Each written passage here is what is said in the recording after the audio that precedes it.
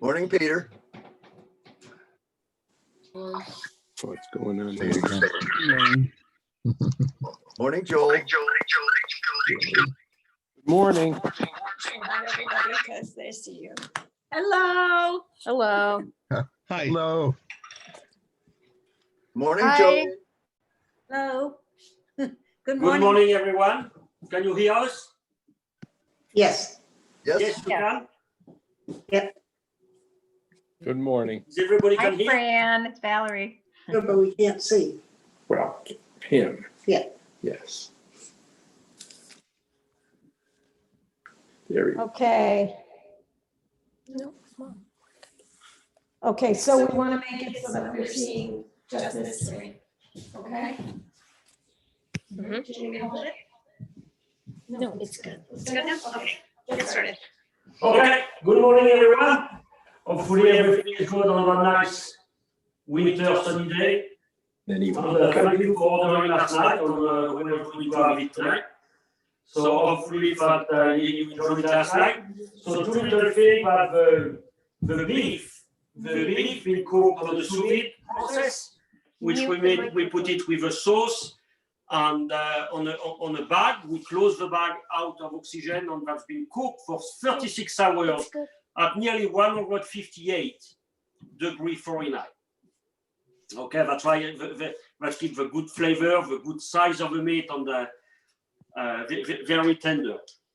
So the second thing about the meat, about the mashed potatoes, that we're going to do in a little bit. The potatoes been boiled and they've been smoked for nearly 20 minutes, 30 minutes. And after that, I do a regular mashed potatoes without any butter, because you finish your mashed potatoes with cheese, smoked cheese. So basically you replace the fat of the butter by cheese, which we're going to finish together. So the first thing we're going to pan sear, because many people like the way we do the scallops. They are crispy, they are a nice color. Okay, so most important when you buy scallops is not necessarily the size. They need to be fresh, and very important to be dry. Okay, because now by law they can soak the scallops until 17% of brine, which is mean when you cook them you lose a lot of volume. When they're dry like that, you can see they're white, they're translucent, they're fresh, they're extremely nice, and you can put your nose on it.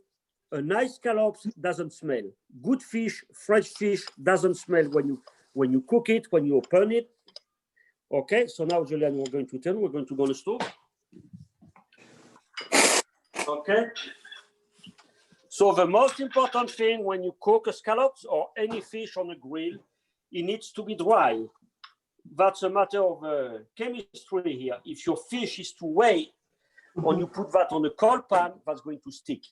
Okay, I could cook fish and scallops on any pan, and that will never stick, because you need to follow that process that need to be dry, salt, both sides.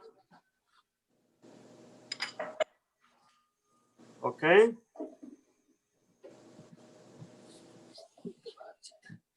Touch of black pepper. Touch of oil. I never cook with olive oil. Olive oil burn. So if you've got a nice expensive bottle of olive oil, finish your scallops of fish while it's cooked on your plates, and you put a nice little tablespoon,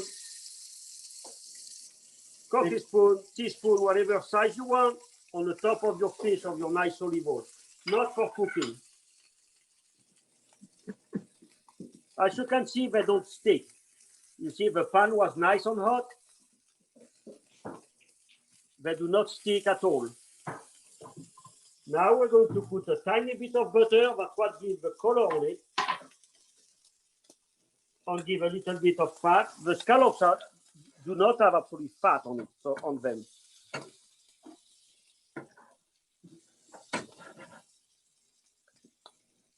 On the scallops, as we do at a restaurant, that's a thing we cook at the last minute. We never cook them in advance.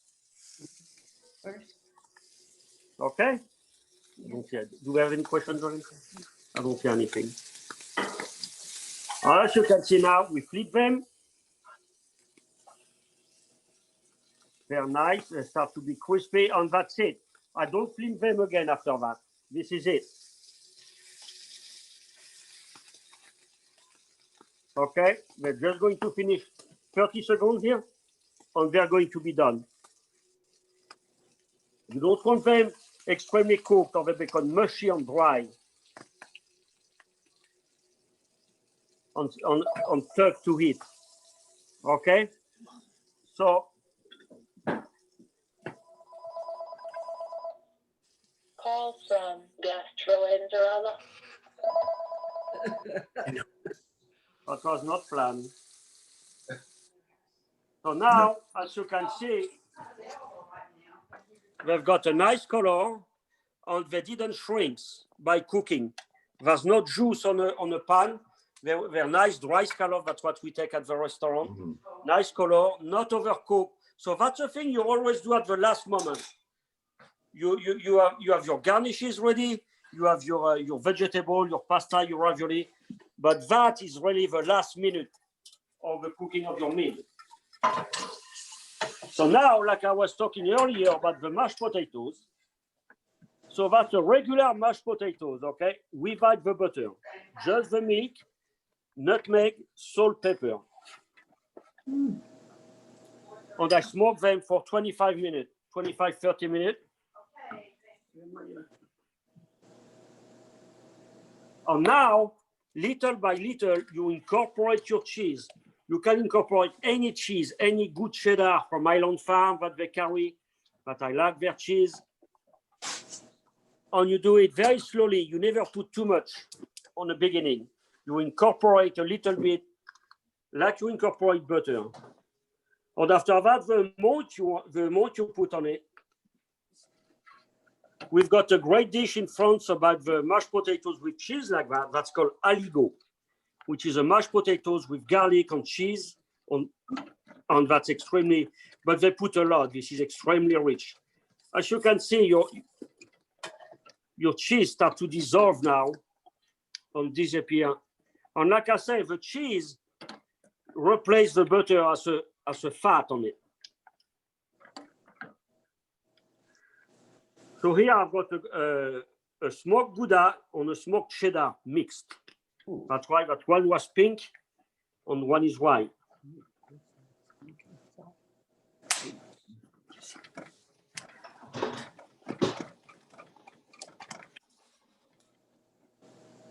Okay, thank you. And now, you test you check the consistency of your potatoes. And of course, you taste. And I'm going to finish the cheese on it because I think that's really good. That's cheesy, that's smoky, and that's going very well with the sauce of a short rib that you had last night, or you're going to have tonight. And that's it. Okay, so when you decide to do that at home and you think that's too rich, this is not true, because the mashed potatoes, usually you put a big chunk of butter on it. This time you replace the butter by cheese. Okay, so that's what it makes it not so rich. The amount of fat, if we can call it that way, is nearly the same. Okay, so that's it for your mashed potatoes. That's it for your scallop. As you can see, the volume didn't change. Okay, they didn't lose water. So when you buy your scallop, ask for dry scallops. This is the main thing you need to ask. Okay, like that you don't have any, like I call, crappy liquid on it that's going to disappear and salty, and just make it simple and nice. Okay, thank you very much, everybody. Thank we will you. keep you posted on the next few days coming. We're going to put a menu for pickup for the holidays. For Christmas, we're going to have beef Wellington, lobster, probably some venison, and foie gras and all the good stuff for Christmas. The beef Wellington will have to be cooked at home with all the instruction. So it can be a fun little thing for Christmas. Thank you very much to be here with us today. And now I'm going to handle that to the boss, my dear wife. Have a good day, everyone. Thank you. Thank you. Bonk, Yes, what cooking oil did you use for the scallops? that was Grapeseed. grapeseed oil.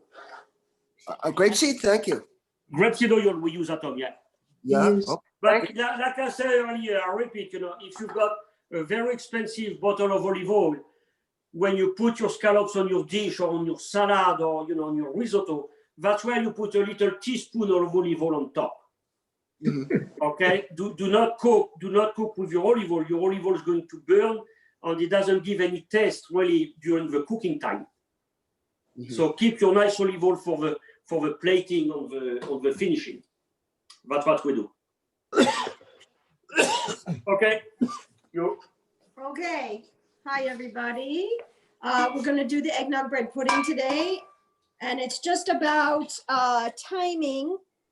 This is such a fun and easy recipe, and I just want to show you that you can put together everything in the time it takes this milk and cream and eggnog to boil.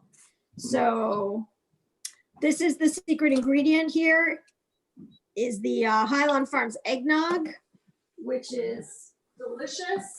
I'm putting it up on the stove and gonna put a lid on it. And when that comes to a simmer, we will be ready to pour it over and make a custard. Over here, I have the whiskey sauce reducing. So you won't need as much as I do. I wanted the bread pudding tonight, so I have a lot. But I'll be posting the recipe this afternoon. This is a reduction of cream, brown sugar, and whiskey, and a pinch of salt, and it's just slowly reducing, getting thick. Okay, so while the cream and the eggnog and the milk come to the boil, I just cut up my bread. So you can use any bread that you like. If you want a baguette, if you want a country bread like this one, or croissants, but the recipe is for 12 ounces of bread. So 3/4 pound. So whatever bread you choose to use, brioche, just make sure you weigh it and you have 12 ounces and just cube it up like this. Okay. Now the other thing with bread pudding, why I wanted to show you how I do it today, is because when you make individual ones, usually the traditional bread pudding, you have to spread the bread, each slice with butter. That's how I used to do it. Spread each slice with butter, then cut it.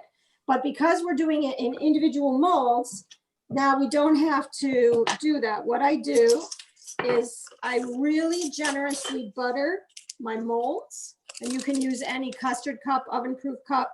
You can do a big one, you can do individual ones, but in any case, with the individual ones or with the big one, what I like to do is really generously butter. So when I say generously butter, that's a lot of butter, right? Mhm. It's basically the butter for your bread and butter pudding. It's all gonna get absorbed in. So you put the butter inside, just rub it around, soft butter. And this is a bread and butter pudding. You can't put too much. It's about a good 2 teaspoons per, right? 1.5 teaspoons. But that way you don't have to worry that you didn't spread the bread with butter. So I think that's a really handy technique. And as you can see, I'm putting it into a little roasting pan that I can put a little water. Okay, when I put them in the oven, they'll have a little water around them. So now we're just gonna get ready for the custard.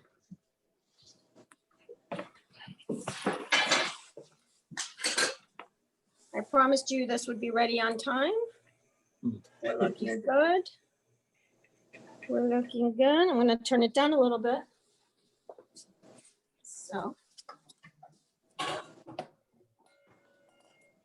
So now we're gonna do eggs and sugar to get ready for the milk and cream and eggnog. Has everybody had Highland Farms eggnog? It is fabulous. And they sell the perfect amount for the recipe in that container, but you have to go to the Highland Farms store to get that. At the grocery store, they just have the big ones.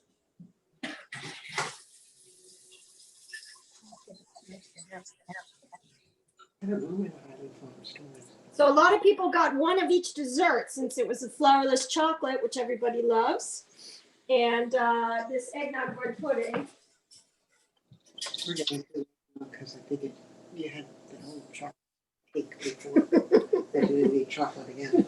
Give you a break. Oh. Give you a break. You might want one for Christmas. Yes. All we're doing is bringing that to the boil.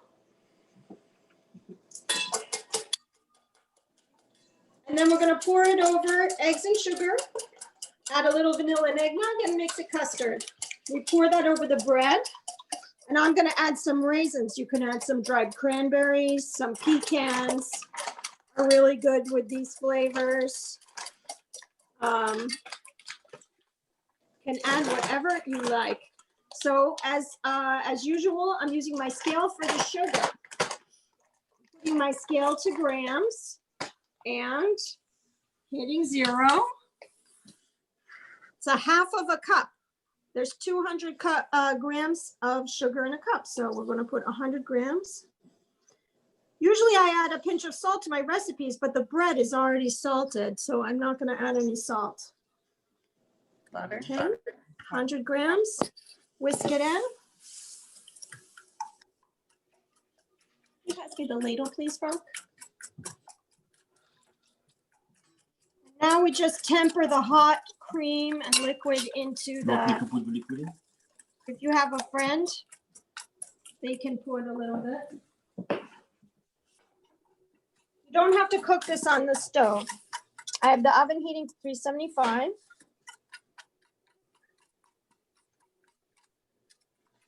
Thank you. And now I'm in a metal bowl, so I can feel on the side when it's hot enough to add it into the pot. By that, I mean I'm tempering it. I don't want to add it if it's not already quite warm, because I don't want to make scrambled eggs. So I feel from my fingers that it's already quite warm. And there we go. Thank you. Now I'll add it. Ready? Add it right in there. And my friend has my spatula ready. And then they pour it back. And now I'm going to pour it over the bread. So she beat me. Excuse me, sorry for my back. Okay.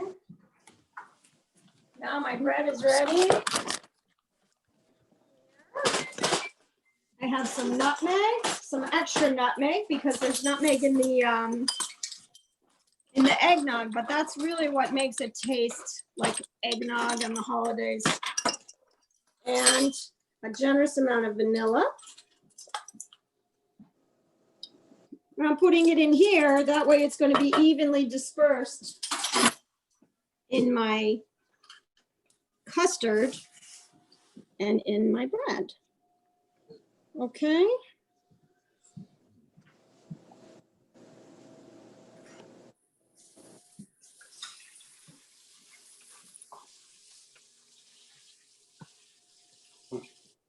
Just have to say that bread pudding is really one of my favorite things, but everything that I make is unfortunately one of my favorite things.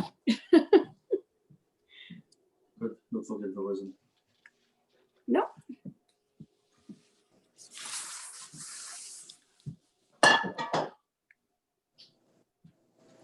Okay, so now I just cover everything with the custard, let it soak in while the bread's soaking in the custard a little bit. Do you put any alcohol at that point or nothing? Oh, there's rum. Oh, there's rum right here, thank you. So there's quite a bit of alcohol in today's recipe. Oh, nothing wrong. That's I okay. put about 3 times as much of that of whiskey in the custard, in the sauce that's simmering over there. And Frank thought that was a bit excessive, but you'll tell me when you eat it. It was too much. I don't think so. Okay, so you just need about a half of a cup of raisins. Like I said, you can put fresh cranberries too, or pecans, golden raisins are good. And then I have my Mold's ready right here. Any questions, anybody?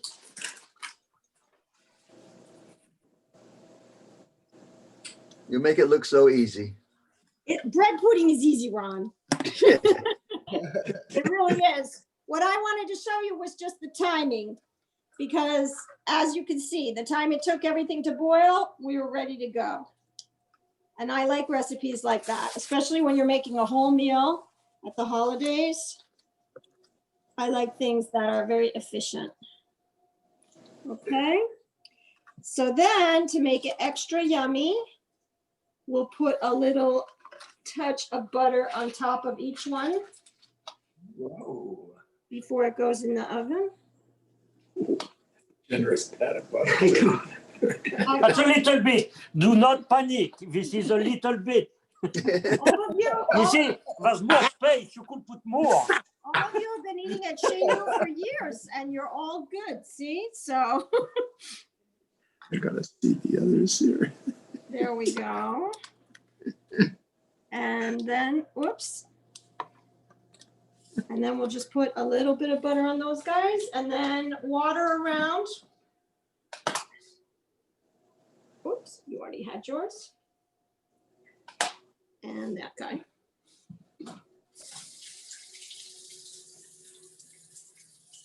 And you make your cooking time a little quicker if you put some hot water.